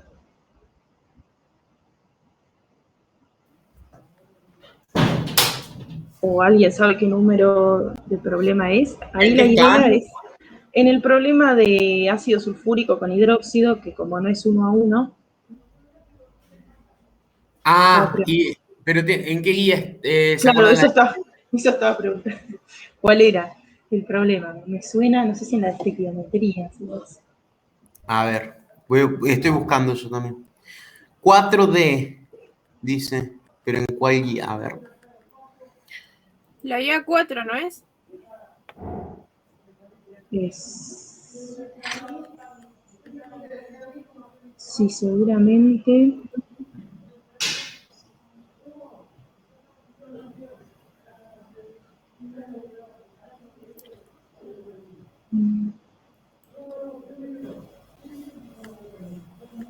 Entonces, ¿lo encontraron? ¿Lo encontraron, chicos, al problema? A ver, Disculpen. Fíjate, Pri, si lo encontraron. sí, yo ahí voy a seguir buscándolo.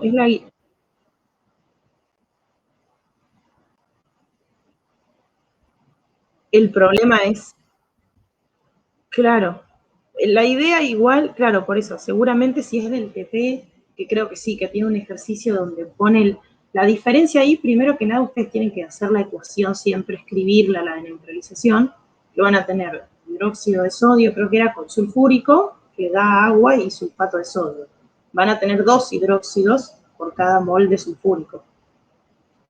La idea es que cuando ustedes lleguen al punto de equivalencia, si es que eran en el trabajo práctico, ustedes puedan darse cuenta que como ustedes van a tener 2 moles de hidróxido por cada mol de sulfúrico, si cuando hacen concentración, vieron que no sé si se los explicaron así, pero en las titulaciones ustedes saben que el número de moles en el punto de equivalencia tiene que ser el mismo de una especie y de la otra, si es 1 a 1. Por ejemplo, hidróxido de sodio y ácido clorhídrico. Yo usé 2 moles y 2 moles y neutralicé todo. En este caso, ustedes saben que van a tener que usar doble de moles de hidróxido. Cada sulfúrico tiene 2 protones que neutralizar. Entonces, si yo tengo 2 moles de sulfúrico, voy a tener que tener más de hidróxido. Entonces, la idea es esa, que puedan corregirlo considerando que el número de moles no es 1 a 1. Pero no sé dónde está el ejercicio, en un TP. Sí, porque no, me parece que no está en el seminario, ahí lo estoy viendo. Si no me equivoco, sí. El ejercicio 16 del ¿Pudieron seminario 4, resolver? me parece.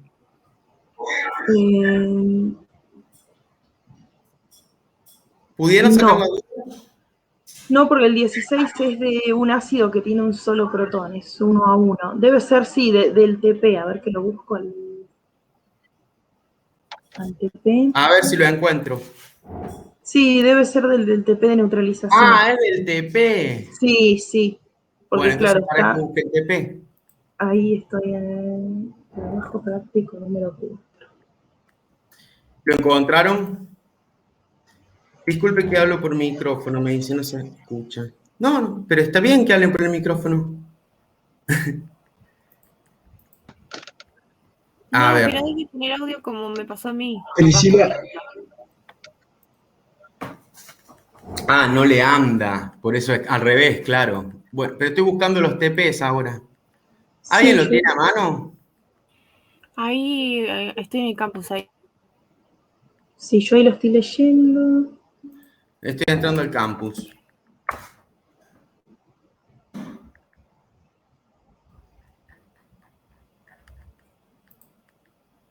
Claro, porque en el trabajo práctico lo que ustedes les muestran es el istalato ácido con el hidróxido y les dice que como es 1 a 1, ustedes en el punto de equivalencia tienen igual número de moles de ácido que de base. Lo que yo les decía es que al ser el sulfúrico no van a tener igual número de moles de ácido que de base. Claro, porque es diprótico. Claro, entonces van a tener que ahí corregir, que no sé si esa era la pregunta, pero no encuentro el ejercicio. Quiero ver el ejercicio, claro, cuál es, Sí. cuál era la...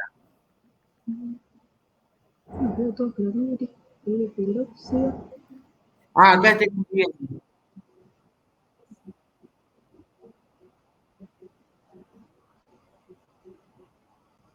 Ah, a ver, bueno, voy a buscar el seminario 4 de vuelta.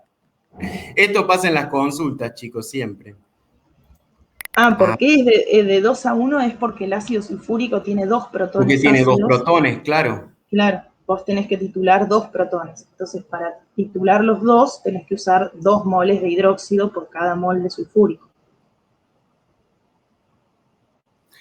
No sé si eso responde a la pregunta. No le queda claro porque es 2 a 1, dice María.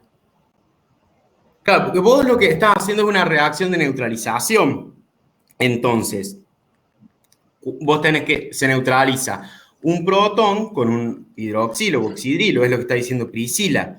Pero como el ácido sulfúrico tiene 2, no entiendo, María. ¿No te anda el micrófono?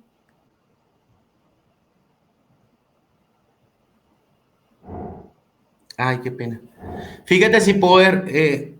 no te escuchamos. Si podés formular toda la pregunta mientras nosotros vamos explicando a ver si te queda, si se entiende. No se te escucha.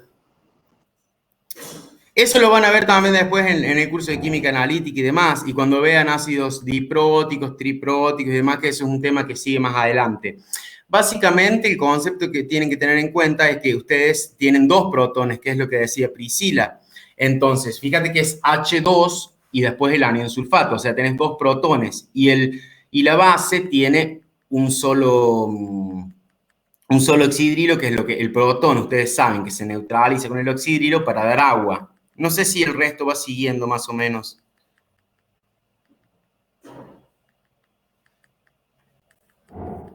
Bien. Entonces, cuando vos haces un cálculo, generalmente va a haber un factor 2 ahí dando vuelta, ¿y eso a qué se debe?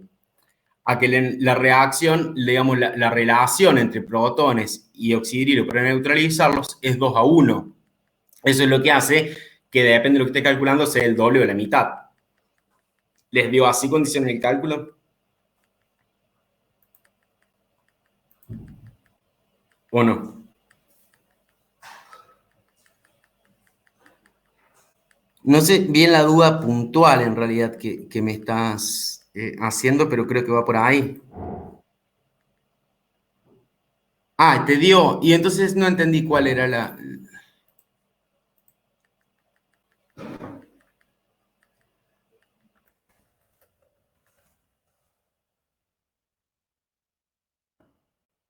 2,5.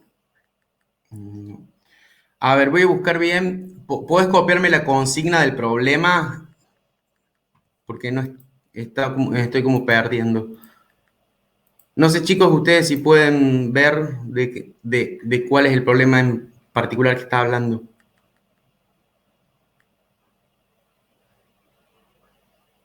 Silenciada. A ver si lo entiendo. Se referirá a la ecuación de moles de ácido es igual a moles de base con lo de los volúmenes.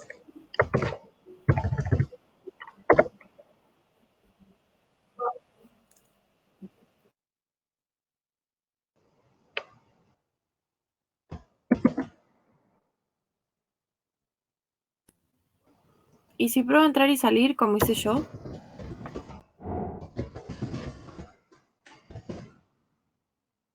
Sí.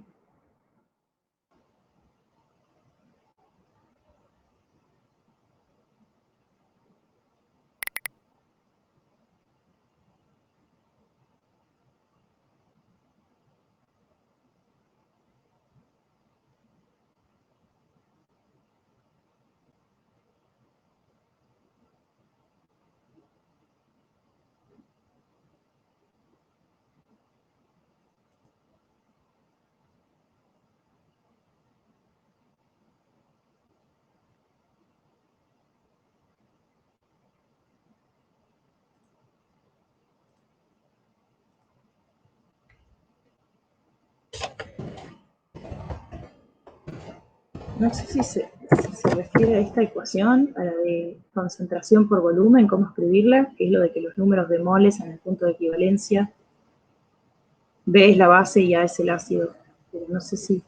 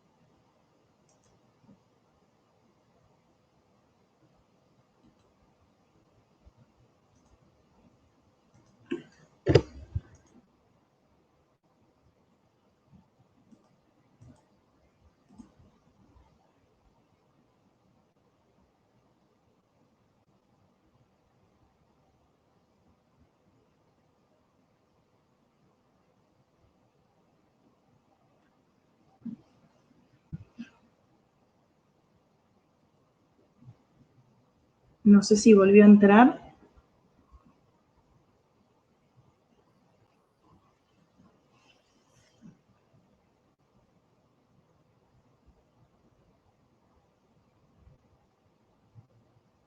¿Ustedes, chicos, el resto entendió titulación o o no sé si tienen dudas de cualquier cosa, pueden preguntar.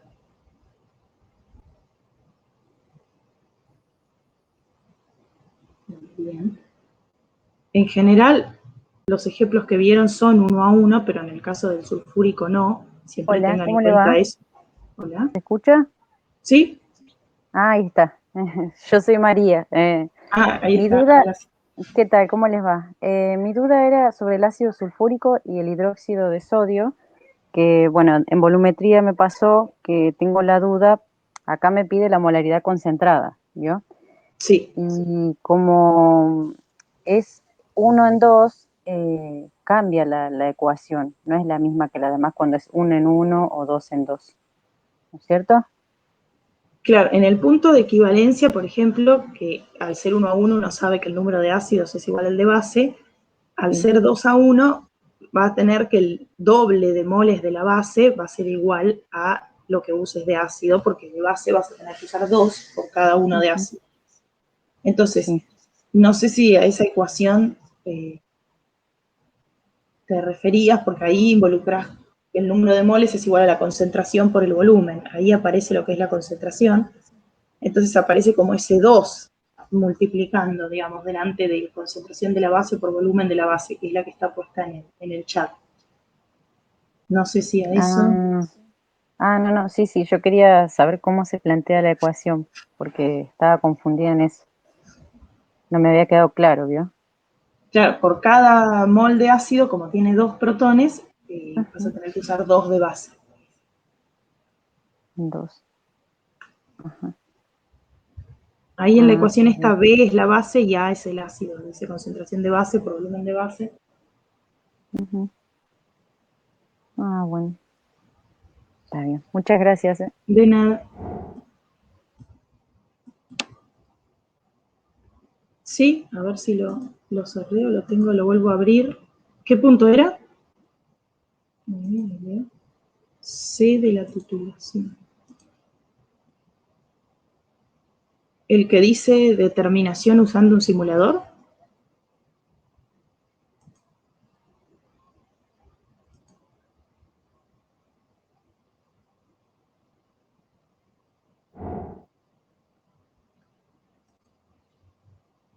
Ahí la busco.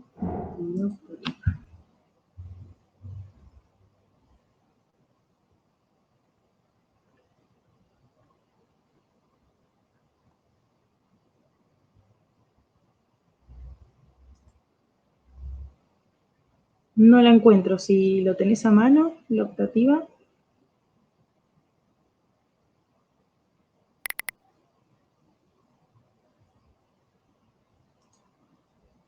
¿Ahí se me escucha? Sí, ahí sí. Ahí sí. ¿Te puedo compartir pantalla? Es el ¿Da? C del punto 2, de mi pregunta 2, pero ahí te comparto. Bueno.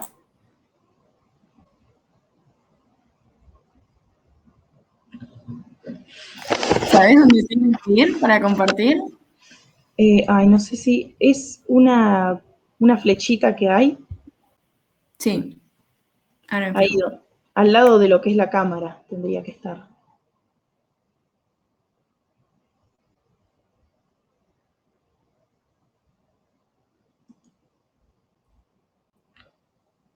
Ahí está.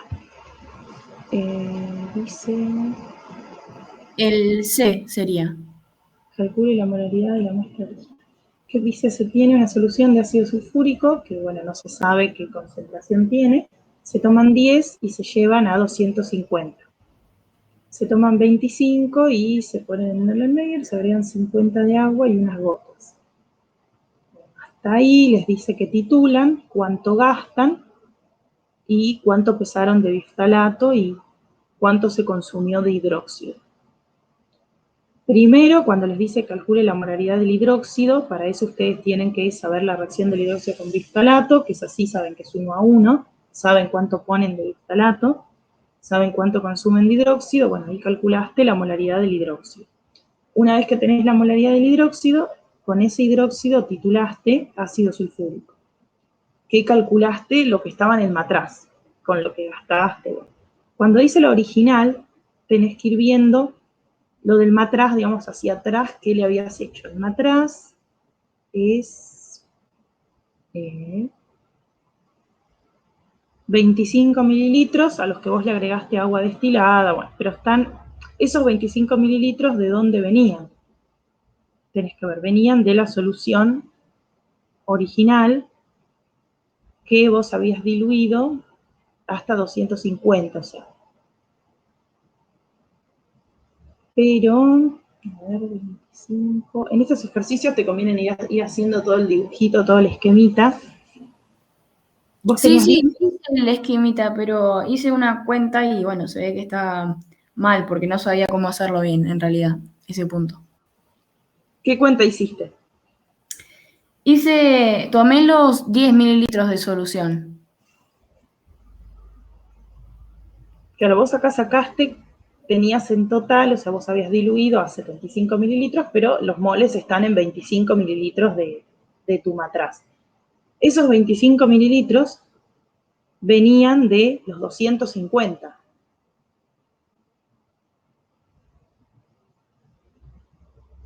Y eso que te dé que estaban los 250 es lo mismo que estaban los 10 mililitros porque vos solamente agregaste agua. Pero en realidad esos 25 mililitros tenés que considerar que vinieron de los 250 que vos tenías en el primer matraz. Ok.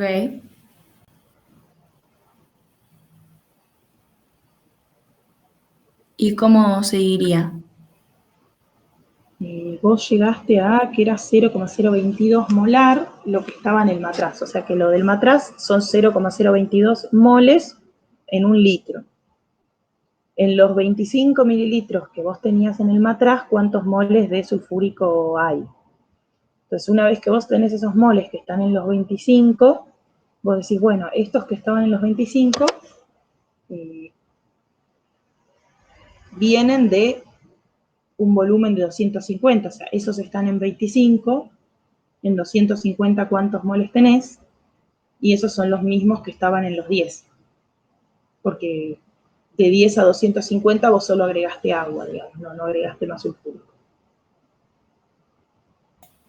Ah, claro, claro. Voy haciéndolo como paso por paso, pero sé que los mismos que estaban en el 10 son los mismos que van a estar en el 250. Claro, porque de 10 a 250 vos lo único que hiciste es agregar agua. Sí, Eso siempre se hace porque si vos en un matraz de 250 pones solo 10, digamos, primero para hacer la solución, pero después cuando pasás, por ejemplo, al Erlenmeyer siempre le agregas más porque si no, no lo ves, digamos, es muy poquito claro. volumen y no ves nada. Listo. Buenísimo, entonces, gracias. Ya me Disculpen, tuve un problema acá con la gente. ¿Pudieron solucionarlo? Sí, sí, Ay, gracias, Priscila, te debo una. Disculpen, se pasó un desperfecto con las cosas. Ahora seguimos. no hay problema.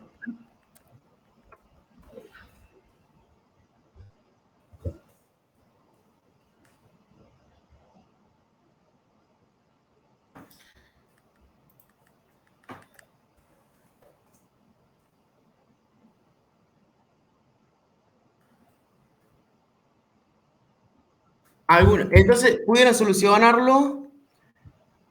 Eso de la actividad optativa. Sí, y esta es la del sulfúrico y otro ejercicio que también era de sulfúrico. Bueno, bien. Gracias y me alegro. Seguimos.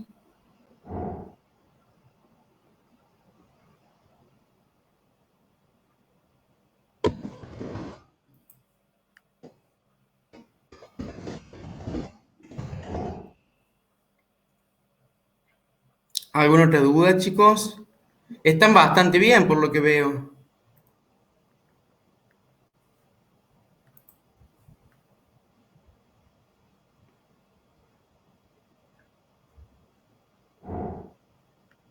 No, bueno, tranquilos, chicos, les va a ir bien. Les va a ir bien.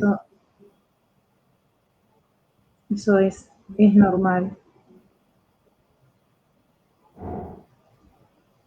No, bueno, tranquilos, tranquilos.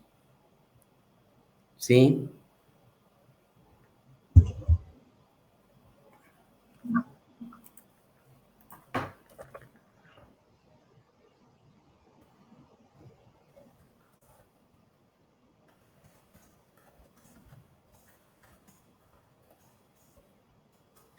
¿Alguien quiere preguntar algo más?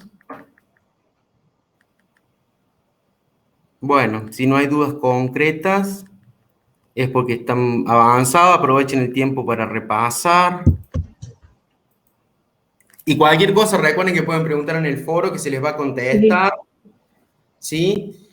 Y creo que mañana hay una clase de Nacho y pueden consultar también. Y hay una clase de consulta más. ¿Sí? Sí. Y después retomaremos lo de gases.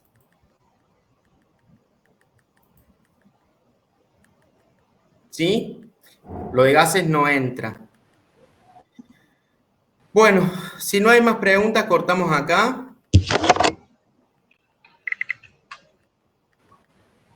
Dale, nos vemos entonces. Chicos,